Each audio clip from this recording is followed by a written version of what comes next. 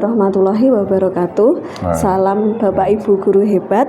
Jumpa lagi dengan saya Kurnia Widyastuti, CGP Angkatan 10 Kabupaten Blitar. Kali ini saya akan melaksanakan wawancara dengan Bapak Kepala Sekolah pada modul 3.1 tentang pengambilan keputusan berdasarkan nilai-nilai kebajikan sebagai pemimpin. Assalamualaikum warahmatullahi wabarakatuh, Pak Gatot. Waalaikumsalam warahmatullahi wabarakatuh. Apa kabar, Mbak? Alhamdulillah sehat, Pak Gatot. Pak Gatot gimana kabarnya, Pak? Alhamdulillah sehat. Nanti saya di sini akan melakukan wawancara dengan Bapak Gatot. Ngapunten mengganggu waktunya nggih, Pak? Iya, betul. Jadi wawancara ini untuk memenuhi tugas saya tentang pengambilan keputusan berdasarkan nilai-nilai kebajikan sebagai pemimpin. Pertanyaan yang pertama, selama ini bagaimana Bapak dapat mengidentifikasi kasus-kasus yang merupakan dilema etika atau bujukan moral, Pak? Terima kasih, Pak. Memang untuk melakukan identifikasi terkait dengan kasus-kasus yang berisikan benar dan benar serta benar salah, kalau dalam bahasa kerennya benar-benar itu dilema etika. Kemudian yang bujukan moral itu kita golongkan benar dan salah. Nah, permasalahan itu ya betul-betul berhati-hati, harus selektif.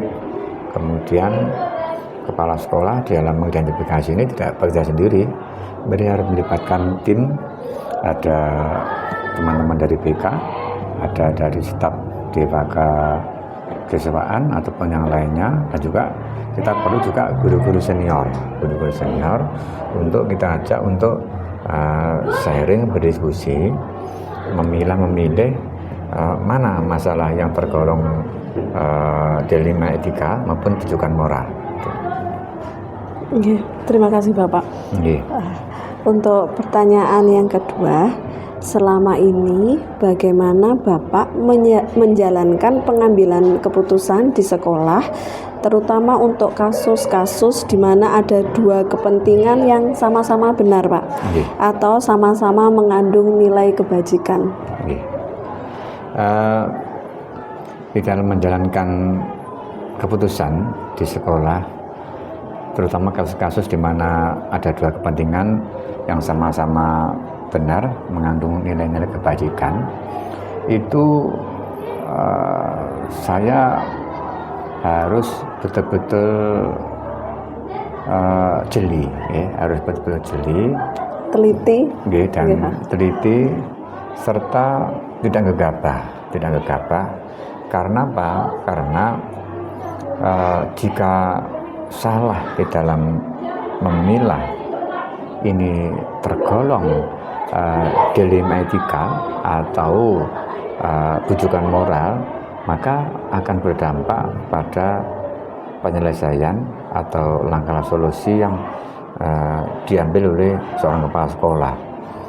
Nah, ini pada itu seorang kepala sekolah dalam konteks ini, dalam menjalankan keputusan ini benar-benar harus berhati-hati, jeli, dan betul-betul teliti.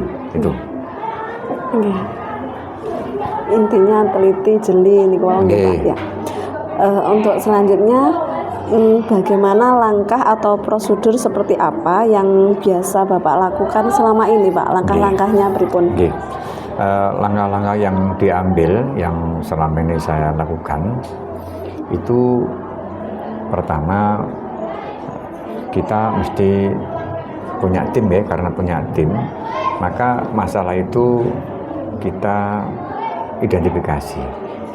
Nah, dipilah dulu apakah ini tergolong dilema etika atau tergolong bujukan moral. Nah, terus setelah itu baru kita melakukan analisis. Analisis didukung oleh fakta-fakta, data yang mendukung masalah itu, baru nanti kita ambil langkah-langkah solusi, cara untuk menyelesaikan masalah. Okay. Dan cara menyelesaikan masalah pun juga cara yang terukur, sehingga betul-betul nanti cara ini akan bermuara pada penyelesaian dengan baik. Dengan baik. Maka itu kepala sekolah harus menetapkan tim, ya, kemudian identifikasi masalah, apakah itu benar-benar atau benar salah, bahkan benar-benar pun itu juga harus kita ambil skala prioritas, mana yang kita dulukan, mana yang harus di nomor 2, kan nomor 3 kan dan selanjutnya itu, sehingga nanti benar-benar langkah-langkah yang tepat itu akan berdampak pada hasil akhir penyelesaian masalah itu. Iya, Pak. Pak Gatot, hal-hal apa saja yang selama ini Bapak Gatot anggap efektif dalam pengambilan keputusan pada kasus-kasus dilema etika? Ya, yang sudah saya anggap efektif ini menyangkut dengan hal-hal yang berhubungan dengan bagaimana kita melakukan identifikasi nilai-nilai yang bertentangan. Lalu yang kedua, ini ada hubungannya dengan bagaimana kita mengumpulkan data yang relevan terkait dengan masalah tersebut, lalu kita memilih evaluasi pilihan yang harus kita lakukan, sehingga dengan ketiga hal tadi yang perlu kita perhatikan, juga ditambah dengan bagaimana adanya masukan dari tim, ya, dari orang yang terlibat, itu menurut saya menjadi pilihan-pilihan efektivitas dalam menangani masalah. Okay. Oh iya Pak.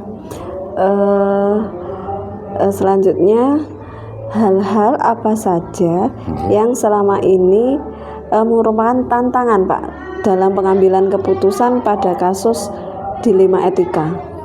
Tantangan ya? Nggih, tantanganipun. Tantangannya dilema etika itu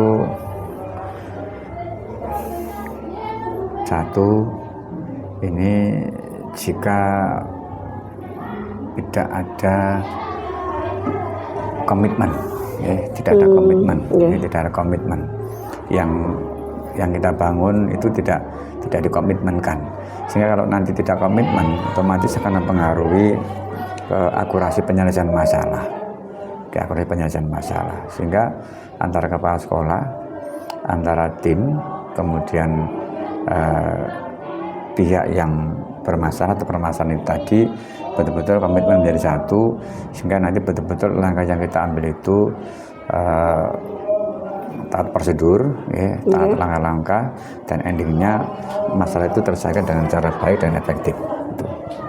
Oke, berarti dengan diusahakan harus ada komitmen, ya Pak. Jadi supaya supaya pada waktu pengambilan keputusan itu dapat memilih, menimbang dengan yang lebih bijaksana, Pak. Ya. Apakah Bapak Gatot memiliki sebuah tata kala atau jadwal tertentu dalam sebuah penyelesaian kasus dilema etika? Apakah Bapak langsung menyelesaikan di tempat atau memiliki sebuah jadwal untuk menyelesaikannya dalam bentuk atau prosedur seperti apa yang Bapak jalankan? Ya. Ketika masalah itu ringan, yang harus ketika selesaikan langsung di tempat itu, maka ya kita selesaikan di tempat itu. Contoh, ketika saya menemukan anak-anak yang menggunakan topi dibalik ke belakang, nah, itu otomatis tidak perlu ada penjadwalan, otomatis anak saya panggil, lalu saya bisikan, nak, tolong topinya dibenarkan dalam penggunaannya. Walaupun dia salah, ada menjadi masalah terkait penggunaan topi, saya bisikan, karena ketika nanti saya bersuara, saya menjaga privasi anak itu dengan teman-temannya. Itu ketika masalah itu butuh penyelesaian langsung di tempat, terhadap siswa. Tapi ketika kita menghadapi problem atau masalah yang cukup pelik, maka kita mesti harus ada penjadwalan, ada waktu yang kita butuhkan untuk menyelesaikan masalah itu. Nah, karena apa? Karena nanti kalau kita gegabah, sekali lagi penyelesaiannya bukan menjadi solusi atau jawaban yang tepat, tapi justru menambah masalah. Jadi kalau bisa penyelesaian itu efektif, tidak menimbulkan masalah berikutnya. Jadi terutama misalnya ada Bapak Ibu guru yang mengalami kendala apa atau masalah apa gitu nggih Pak. Ya. Jadi diselesaikan dengan pembuatan, dijadwalkan dulu supaya nanti bisa menghasilkan keputusan yang baik. Ya, ada penjadwalan nggih. Dengan dijadwalkan itu otomatis nanti akan berdampak pada hasil penyelesaian masalah itu. Hasilnya akan tampak ngoten nggih Pak. Nggih. Terus adakah seseorang atau faktor-faktor apa yang selama ini mempermudah atau membantu Bapak dalam pengambilan keputusan dalam kasus-kasus dilema etika, Pak? Ya. Tentu saya sebagai kepala sekolah di dalam melaksanakan tugas terhadap tertentu, contoh dalam penyelesaian masalah yang ada hubungan dengan dilema etika, itu tidak sendirian, ada tim ya. Otomatis tim itulah nanti yang membantu saya di dalam menyelesaikan masalah-masalah yang bermuara pada dilema etika. Itu penting, harus kita perhatikan. Pak. Dari semua hal yang telah Bapak sampaikan, pembelajaran apa yang Bapak dapat petik dari pengalaman Bapak mengambil keputusan dilema etika, Pak? Ya, yang jelas kita tidak boleh gegabah. Butuh tim, pelibatan orang lain, kemudian butuh ketelitian, kejelian, dan akurasinya. Kemudian butuh ketepatan dalam memberikan solusi. Kemudian ada komitmen yang dibangun, ada komitmen yang dibangun. Harus ada komitmen ya. Dan jika itu ada delik yang ada hubungan dengan pribadi, maka semua yang terlibat harus menjaga kode etik pribadi, ya. Jangan sampai nanti justru menjadi bermasalah di belakang. Terus kemudian ternyata kerjasama itu menjadi poin penting untuk menyelesaikan masalah-masalah dilema etika. Terima kasih Pak Gatot. Saya dapat pemahaman yang luar biasa dari hasil wawancara hari ini, dan semoga bermanfaat bagi saya dan bagi Bapak Ibu guru yang lain. Terima kasih Pak. Wassalamualaikum warahmatullahi wabarakatuh. Waalaikumsalam warahmatullahi wabarakatuh.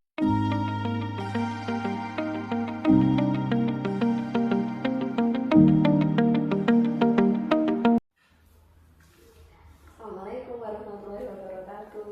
Fatih. Waalaikumsalam warahmatullahi wabarakatuh. Bagaimana kabarnya hari ini, Bu? Alhamdulillah baik, sehat walafiat. Kegiatannya hari ini padat juga ya, Bu? Lumayan, karena memang setiap hari itu juga kan banyak kegiatan, banyak move on, jadi ya gitulah. Baik, saya berterima kasih karena hari ini saya akan mengadakan wawancara. Terima kasih untuk waktunya hari ini. Jadi langsung saja ya, Bu. Monggo. Pertanyaan yang pertama, selama ini bagaimana Bu Fatih dapat mengidentifikasi kasus-kasus yang merupakan dilema etika atau bujukan moral? Selama ini yang saya lakukan untuk membedakan membedakan kasus dilema etika atau bujukan moral, memang kalau saya rasa itu kan perbedaannya tipis nih, dilema etika dan bujukan moral. Kita lihat dulu bagaimana kasusnya, terus pelaku atau yang berperan di situ itu siapa. Nah itu baru bisa kita analisis apakah itu dilema etika atau bujukan moral. Jadi siapa yang yang berkasus gitu. Iya. Jadi, Kalau misalkan begini, ada suatu cerita itu si siswa ini di SD lain, bukan ya saya alami tapi tidak di satunya, itu dia anak yang pendiam, dia ditunjuk sebagai bendahara, kemudian teman-temannya tidak suka, dia merasa dibully dan lain sebagainya, dan yang datang itu adalah orang tuanya, dan kebetulan orang tuanya adalah seorang polisi. Nah, itu kan kita menganalisisnya apakah itu dilema etika dan rujukan moral. Kalau menurut saya itu adalah dilema etika, karena tidak ada dari wali murid, tidak ada, Bu saya kasih sekian tapi anakku kudu nganu, itu tidak ada. Kalau menurut saya itu adalah dilema etika. Baik, selanjutnya ya Bu, selama ini bagaimana Ibu Fatim menjalankan pengambilan keputusan di sekolah Ibu, terutama untuk kasus-kasus di mana ada dua kepentingan yang sama-sama benar atau sama-sama mengandung nilai kebajikan? Untuk pengambilan keputusan itu tentu saja saya harus melihat kasusnya dulu, mengumpulkan fakta atau datanya dulu, entah itu dari siswa, entah itu dari guru, entah itu dari pihak luar sekaligus wali murid. Kemudian akan kami komunikasikan atau kami diskusikan dengan rekan guru. Rekan-rekan guru bagaimana kesehariannya di sekolah seperti apa, karena saya sendiri kan juga tidak 100% ada di sekolah, jadi yang mengetahui si anak itu pastinya kan guru kelasnya masing-masing dan juga guru makro. Nah, itu akan kami komunikasikan. Setelah itu kami juga akan meminta masukan ataupun pendapat dari komite serta pengawas. Jika memang kasus itu tidak bisa kita selesaikan intern, jadi kita minta bantuan atau kita minta pendapat dari pengawas. Jadi Ibu itu mengambil keputusan itu dari berbagai sumber ya? Iya. Dari dalam dan dari Betul, luar. betul. Oke. Langkah-langkah apa atau prosedur seperti apa yang biasa Ibu lakukan selama ini? Iya, seperti yang sudah saya sampaikan tadi ya Bunia, bahwa pengambilan keputusan itu tidak serta-merta dari pikiran seorang kepala sekolah, tapi juga membutuhkan peran dan pendapat dari semua warga sekolah. Begitu. Ya seperti yang sudah saya sampaikan tadi. Ya, baik. Lanjut ya. Hal-hal apa saja yang selama ini Ibu anggap efektif dalam pengambilan keputusan pada kasus-kasus dilema etika? Oh iya, hal yang saya anggap efektif ya Bu, karena mungkin memang kita mengambil keputusan ini tidak satu kali langsung berhasil. Pasti ada 2 atau 3 solusi, dan itu seperti kita beri surat peringatan SP1, SP2, SP3. Nah, seperti itu. Jadi sekiranya jika satu solusi itu sudah dianggap efektif, maka sudah tidak perlu diambil solusi yang lain, dan itu bisa yang saya rasakan yaitu tadi dengan komunikasi. Kita juga melibatkan guru, melibatkan komite, wali murid, dan siswa.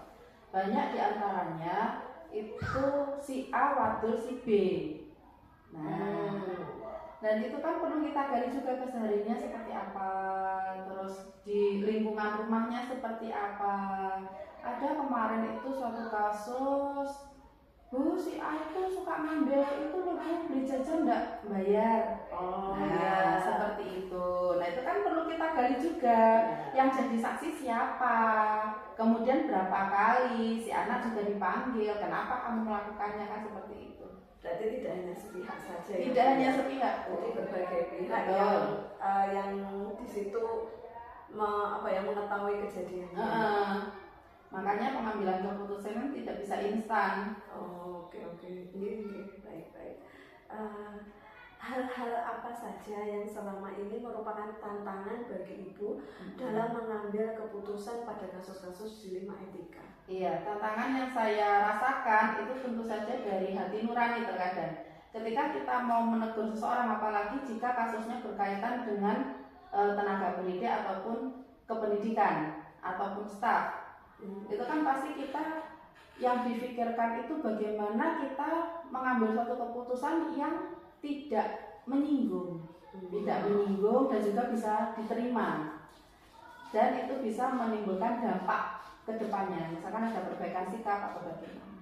Berarti saling menjaga perasaan. Betul, itu yang membuat terkadang saya itu agak ragu-ragu mau menata suatu kalimat itu masih butuh waktu ya. Berpikir 2 kali gitu. Betul, iya. Apakah itu menyinggung atau kasus Iya. yang saya bicarakan itu sudah baik atau Iya. tidak seperti itu. Baik, luar biasa. Apakah Ibu memiliki sebuah tata cara atau jadwal tertentu dalam sebuah penyelesaian kasus dilema etika? Apakah Ibu langsung menyelesaikan di tempat pada waktu itu, atau memiliki sebuah jadwal untuk menyelesaikannya dalam bentuk prosedur, atau seperti apa yang Ibu jalankan untuk menyelesaikan masalah tersebut? Kalau jadwal secara terstruktur tidak ada, karena masalah itu muncul juga tidak ada jadwalnya. Terkadang ini tadi saya pagi sudah ada laporan cukup begini, enaknya gimana Bu? Nah, itu sudah ada. Jadi kan tidak bisa terstruktur. Terus itu juga harus berpikir ulang bagaimana cara menyelesaikannya. Nah, tapi ketika kita ada jadwal untuk rapat, itu pasti kita sampaikan apakah ada kendala, apakah ada permasalahan di kelas atau bagaimana, itu pasti kita tanyakan. Nah, jika tidak ada, ya sudah. Jika ada, ya laporan kita selesaikan bersama, dikomunikasikan bersama. Iya. Pada waktu penjadwalan itu apakah Ibu 1 bulan sekali, atau misalnya kok ini ada misalnya langsung kita? Itu kan sekaligus rapat rutin ya. Kita bahas evaluasi kegiatan kita ekstra karena memang kita SD kecil. Jadi ekstra yang memanggil guru luar itu hanya 2 minggu sekali. Jadi itu kita evaluasi bagaimana pelaksanaan kebiasaan seperti apa. Itu juga termasuk ke dalam kasus itu. Selama 2 minggu ini itu ada kasus apa saja, sudah terselesaikan atau belum? Seperti itu. Jadi 2 minggu sekali. Hanya untuk mengecek ya. Tapi kalau untuk penyelesaian kasus itu tidak ada jadwal Bu, karena kasus datanya memang tidak terjadwal. Iya. Kita tidak tahu besok atau nanti ada kasus seperti apa. Baik, terima kasih. Selanjutnya, adakah seseorang atau faktor-faktor apa yang selama ini mempermudah atau membantu Ibu dalam pengambilan keputusan dalam kasus dilema etika? Iya. Selama ini tuh yang mempermudah saya dalam pengambilan suatu kasus itu adalah peran dari semua rekan guru saya. Nah, ketika saya mengkomunikasikan ini ada masalah seperti ini, enaknya bagaimana? Apakah kita perlu memanggil orang tua, ataukah kita perlu memanggil yang bersangkutan, atau bagaimana? Itu komunikasi terus jalan. Terkadang ada suatu permasalahan itu yang mengharuskan saya untuk berkomunikasi dengan komite serta wali murid. Ya. Kalau di SD itu apakah untuk misalnya masalah yang apa itu bimbingan konseling? Iya. Itu apa ada? Kalau soalnya kalau saya di SMP itu kan ada BK sendiri. Kalau di SD itu bagaimana? Kalau di SD itu guru kelas adalah guru BK. Oh, seperti itu. Iya, tidak ada guru khusus Bu, karena di SD kan memang terbatas. Hanya ada guru kelas, guru mapel, dan juga tenaga kependidikan. Nah, selain itu saya juga sudah menunjuk satu orang yang saya anggap mampu lah untuk menertibkan atau mendisiplinkan anak-anak sebagai PJ atau penanggung jawabnya BK. Jadi ketika masalah itu di kelas guru tidak bisa mengatasi, maka dilempar ke BK itu tadi. Kita selesaikan bersama, komunikasi bersama. Jadi ada seorang khusus. Betul. Iya. Baik. Pertanyaan yang terakhir Bu, dari semua hal yang telah disampaikan, pembelajaran apa yang dapat Ibu petik dari pengalaman ini dalam mengambil keputusan dilema etika? Pembelajaran yang dapat saya ambil untuk penanganan suatu kasus, kita perlu berpikir apakah kasus itu apa yang disampaikan itu memang benar-benar suatu kesalahan ataukah hanya candaan. Terkadang kan siswa itu bercanda tapi dianggap itu serius. Nah, itu kan perlu kita analisis juga. Selain itu, pengambilan keputusan keputusan itu tidak bisa kita lakukan dengan emosi. Maksud saya itu ketika kita sudah langsung manyas terus kita ambil keputusan begini, itu pasti kita akan menyesalinya. Jadi kita harus berkepala dingin, slow down dulu, cooling down dulu, baru kita bisa step by step menyelesaikan suatu permasalahan. Jadi dalam pengambilan keputusan itu kita perlu istilahnya kepala dingin lah, butuh waktu untuk persiapan sudah emosi saya bagaimana, dan mungkin butuh waktu juga, dan nanti ada dikomunikasikan juga. Iya, dikomunikasikan, semua dikomunikasikan. Jadi ketika ada kasus tidak hanya saya yang tahu, tapi semua rekan guru juga tahu. Jadi saling tahu sama tahu. Iya, saling tahu, saling memberi solusi, saling memberi masukan bagaimana enaknya. Terima kasih atas jawabannya. Iya. Saya jadi untuk menambah pengalaman saya bahwa pengambilan keputusan itu yaitu harus dengan kepala dingin, butuh waktu, komunikasi dengan yang lain, itu supaya nanti hasilnya itu bisa memberi keputusan yang terbaik. Iya, insya Allah seperti itu. Terima kasih Ibu Fatima atas waktunya. Semoga dengan diberikan sehat selalu. Amin. Dalam menjalankan aktivitas semuanya lancar. Amin. Oh, maaf Ibu, kepala sekolah 2 sekolah nonton ya? Iya. Oh, oke. Jadi nanti biasanya bergantian seperti itu. Betul. Sini ada masalah, sini ada masalah, ya semua masalah. Baik. Semoga Ibu bisa bisa menjadi pemimpin yang bijaksana, karena mengampu 2 sekolahan seperti itu ya. Amin. Terima kasih. Terima kasih atas waktunya Bu Fatim. Saya akhiri. Wassalamualaikum warahmatullahi wabarakatuh. Waalaikumsalam warahmatullahi wabarakatuh.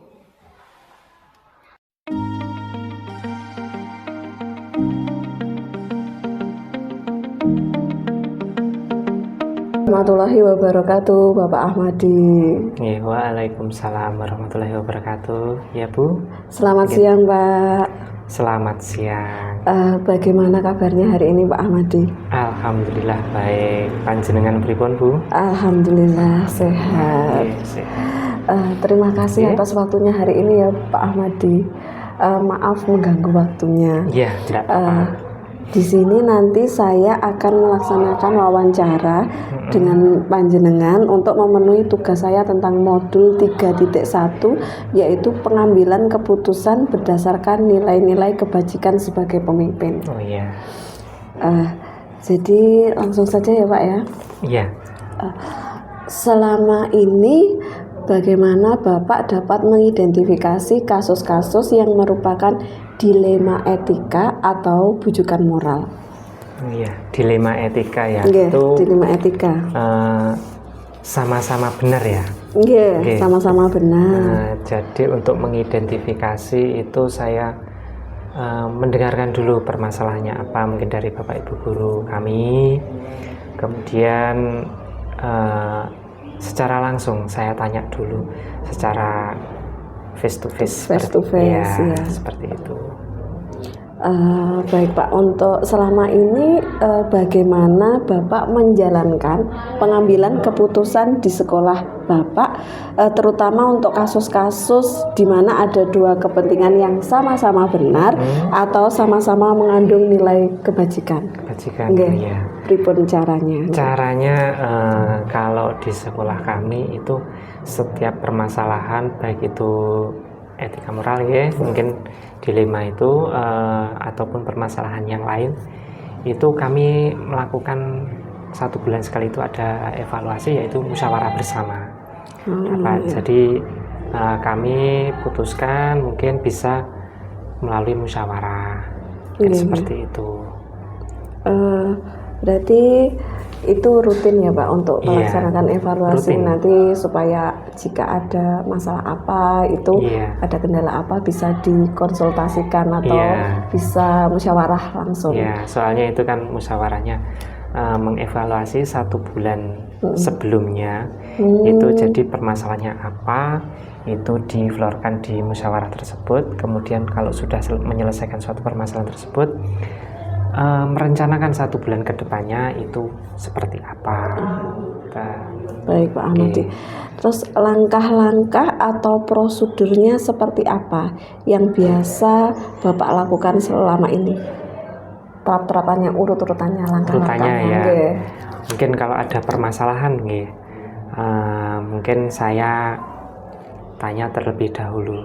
Mungkin tergantung kepentingannya tadi. Membuat kesepakatan dari Bapak Ibu guru semuanya, ataukah melibatkan semuanya atau tidak melibatkan hanya siswa seperti itu. Tergantung masalahnya. Masalahnya. Jadi kalau sudah ketemu dimusyawarahkan bersama. Toh nanti kalau belum bisa ketemu, nanti saya langsung kebijakan dari saya. Jadi langsung. Iya, langsung seperti itu. Baik Pak. Selanjutnya, hal-hal apa saja yang selama ini Bapak anggap efektif dalam pengambilan keputusan dari kasus-kasus dilema etika? Yang efektif ya? Yang efektif. Soalnya gini, dilema itu kan sama-sama benar. Jadi setiap guru itu juga benar, guru si B juga benar. Jadi kalau saya memilih si kebijakannya yang sini kan juga tidak enak, atau sebaliknya. Jadi saya juga melihat ke depannya. Jadi nanti permasalahan tersebut dampak efektifnya itu ke depannya itu bagaimana. Kalau ada yang lebih efektif, jadi ya saya ambil guru yang itu. Tetapi kalau ini nanti kan pasti istilahnya kurang legowo ya. Iya, biasanya kan salah satu yang, seperti itu. Kurang legowo. Nah, yang kurang legowo itu ya saya dekati. Jadi supaya tidak mengecewakan. Berarti dengan melakukan pendekatan yang bersangkutan tadi. Baik. Hal-hal apa saja yang selama ini menjadi tantangan dalam pengambilan keputusan pada kasus-kasus dilema etika? Nah, setiap permasalahan pasti punya tantangan. Jadi sulitnya itu mungkin kalau di sekolahan saya itu kan banyak yang muda, sepantaran saya itu banyak. Terus yang seniornya itu sedikit, hanya 2 atau berapa gitu. Jadi kalau permasalahan yang mengandung dilema etika sama-sama benar, itu nanti efeknya pasti ke saya. Wah ini, nah nanti pasti ke saya. Karena usianya sama-sama gitu ya Pak? Mungkin seperti itu. Jadi kesehariannya pun juga bersama-sama. Jadi saya tidak menyekati antara kepala sekolah sama guru, itu tidak ada sekatan. Jadi berbaur seperti biasa sama-sama guru lah. Jadi ketika tantangan tersebut kan pasti ada tidak legowonya seperti itu. Nah itu merupakan tantangan. Terus membuat kecewa salah satu temen gitu kan. Nah itu untuk komitmennya gimana Pak? Untuk komitmennya karena kita lembaga formal, lembaga pemerintahan, pasti ada kebijakan yang harus dipenuhi, sehingga saya harus memilih mau tidak mau. Nah, untuk mengatasinya tantangan tersebut, mungkin saya nanti juga akan pendekatan terhadap Bapak Ibu guru. Mungkin yang saya dahulukan adalah jangka kedepannya. Itu efektifnya ke saya berpusat pada anak, ke anak yang bermanfaat kepada anak itu yang mana. Kalau ini dampak kedepannya lebih panjang, nah itu nanti akan saya pilih seperti itu. Jadi mungkin prioritasnya dampak kedepannya. Terus saya juga pendekatan sama yang mungkin dilema tadi yang kurang enak, tetap saya istilahnya akan saya lakukan mungkin di rencana bulan kedepannya atau tahun berikutnya, mungkin seperti itu tetap dilaksanakan karena itu kan sama-sama penting, sama-sama benarnya. Jadi yang satu mungkin dilaksanakan sekarang, terus yang satunya dilaksanakan ke bulan berikutnya ataupun di tahun ajaran berikutnya. Biar adil gitu ya Pak intinya. Jadi sama-sama semua digunakan sama-sama. seperti itu.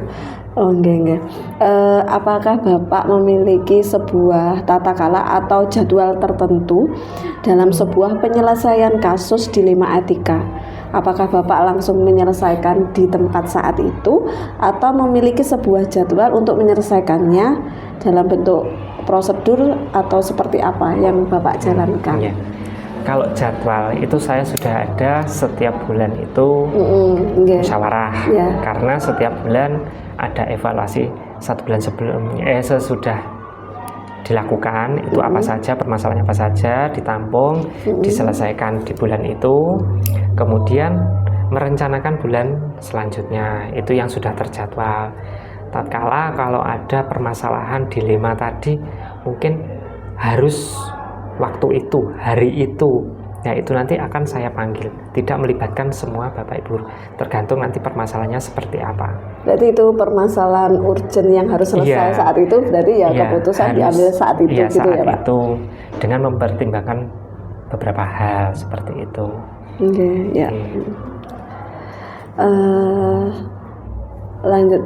Selanjutnya Pak, adakah seseorang atau faktor-faktor apa yang selama ini mempermudah atau membantu panjenengan dalam pengambilan keputusan dalam kasus-kasus dilema etika? Ada seseorang mungkin di balik layar ya, itu pasti ada. Karena di sekolah kami juga ada yang lebih senior dari saya, itu ada 2 guru. Jumlah berapa guru Pak? Jumlahnya sekitar 9-10 ya. Jadi ada 2 guru itu yang lebih senior dari saya. Ketika ada permasalahan, mungkin kalau butuh pertimbangan pasti saya minta saran, pertimbangan kepada guru yang senior. Jadi supaya mungkin ada perbandingan, tidak hanya 1 guru tapi beberapa guru, terutama yang guru senior, yang senior itu. Oh iya, baik. Dari semua hal yang telah panjenengan sampaikan, pembelajaran apa yang dapat Bapak petik dari pengalaman Bapak selama ini dalam mengambil keputusan dilema etika? Iya, kalau kebijakan ya, soalnya dilema etika kan sama-sama benar. Kepentingannya juga sama-sama, juga untuk lembaga, sehingga hal yang perlu dipetik itu adalah saya harus berpikir 2 kali ketika mengambil keputusan, kemudian memikirkan jangka kedepannya seperti apa. Jadi tidak sekedar langsung memberikan kebijakan, tetapi harus berpikir 2 kali seperti itu. Dengan wawancara hari ini saya jadi menambah ilmu bagi saya, bagaimana pemahaman saya terhadap apa yang jenengan sampaikan. Terima kasih Bapak Ahmadi atas waktunya hari ini. Sama-sama Bu. Semoga Bapak Ahmadi selalu sehat, di sekolahnya lancar. Ya, terima kasih Bu. Sama-sama. Terima kasih. Wassalamualaikum warahmatullahi wabarakatuh. Waalaikumsalam warahmatullahi wabarakatuh. Ya, terima kasih.